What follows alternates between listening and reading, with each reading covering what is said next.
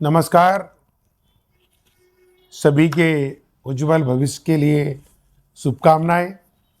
आज का विषय नुकसान सहो, शान से जियो, बड़े बन जाओगे, बहुत ही मार्मिक और दिल को छू जाने वाला है।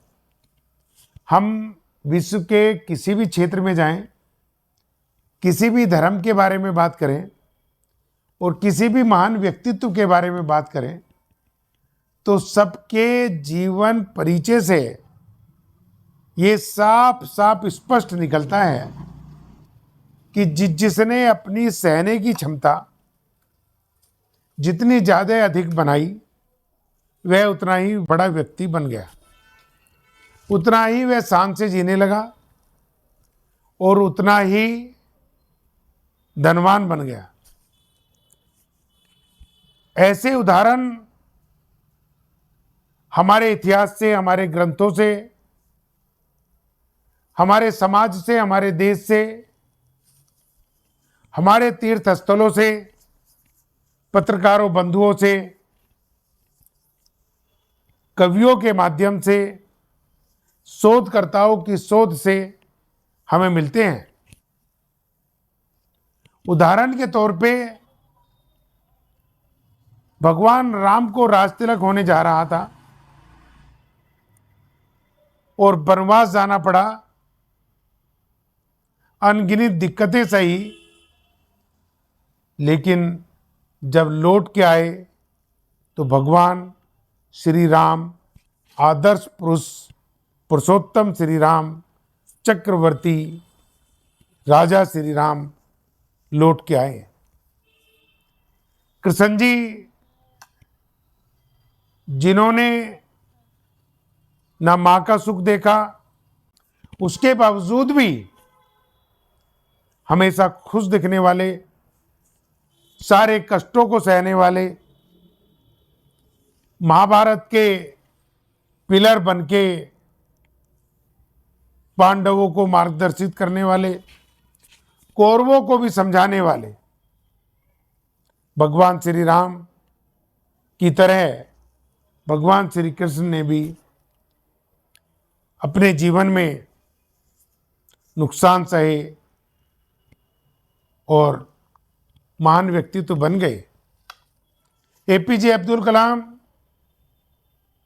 जिन्होंने अनगिनत दिक्कतें सही, ऋषिकेश में आके आत्महत्या करने की कोशिश करी, लेकिन स्वाभिमान जागा एक संत के माध्यम से और मिसाइल मैन बनके भारत के राष्ट्रपति बनके महान व्यक्तित्व के स्वरूप बने, जो जीवन भर आने वाली पीढ़ी को मार्गदर्शित करते रहेंगे। आपके हमारे बीच में भी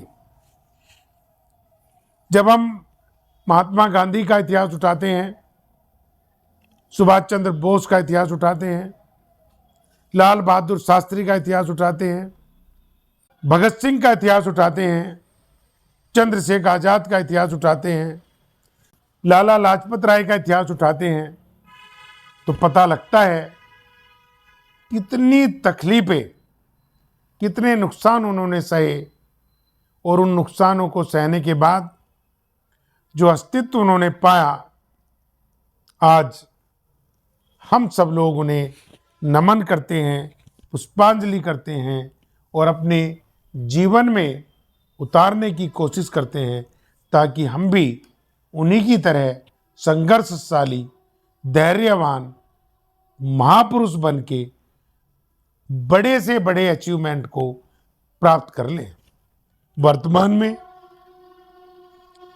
मोदी और योगी जी के बारे में यदि कहा जाए तो कहां से चले, कहां पहुंचे और ग्रंथों के उदाहरणों को उन्होंने वास्तविक रूप देके ये सिद्ध किया कि शासन कैसे चलता है, अराजकता कैसे समाप्त की जाती है, बड़ा व्यक्ति कैसे बना जाता है और कितनी तकलीफें सहनी पड़ती हैं।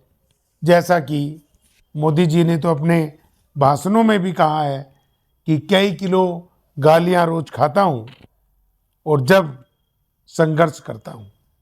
और जो व्यक्ति संघर्ष करता है, जो व्यक्ति त्याग करता है, जो व्यक्ति विजनरी बन के काम करता है, तो वह हर समस्या का समाधान चिंटों मिनटों में ढूंढता है और देश को, आने वाली पीढ़ी को, मातृशक्ति को, किसानों को, व्यापारियों को, उद्योगपतियों को निरंतर आगे बढ़ने की प्रेरणा देता है। ये इतिहास भरा पड़ा है महावीर भगवान जैसे लोगों के उदाहरणों से, सम्राट अशोक के त्याग से, भरत के वैभवता से। जब हम इन चीजों की स्टडी करते हैं और आने वाली पीढ़ी को ये बात सिखाते हैं कि ये देश उन महापुरुषों का देश है जहां पे भरत जैसे लोगों को पाला, भरत जैसे बच्चों को ट्रेंड किया, जो शेर के मुंह में हाथ देके उसके 32 दांत गिन देते थे, ऐसे महापुरुष भरत जैसे लोग इस देश में पैदा हुए, जिन्होंने त्याग किया, जिन्होंने संघर्ष किया और भारत को विश्व महाशक्ति बनाने में महत्वपूर्ण योगदान दिया। ऐसे उदाहरण इतिहास से मिलते हैं। लहरों से डर के नौका पार नहीं होती और कुछ ना करने वालों की जय जयकार नहीं होती। ये मैंने भी सुना है, आपने भी सुना है। और जो सहनशील लोग रहे हैं, जो संघर्षशील लोग रहे हैं, जो नफा नुकसान सहने की क्षमता वाले लोग रहे हैं, उन्होंने सदैव ये बात कही है कि भगवान सबको सब कुछ नहीं देता, लेकिन सबको कुछ ना कुछ जरूर देता है। और जो भगवान हमें कुछ ना कुछ जरूर देता है, उसी का हमें प्रयोग करना है। चाहे हम किसी भी क्षेत्र में हैं, चाहे हम किसी भी देश में हैं, चाहे हम किसी भी धर्म में हैं। और जब व्यक्ति काम करता है लगनशीलता से, तो भगवान उनके भविष्य की रचना स्वयं करता है। जैसे भगवान सुबह को हमें भूखा उठाता है, लेकिन भूखा सुलाता नहीं है। जब वो हमें सेवा का मौका देता है, तो विचारधारा भी देता है।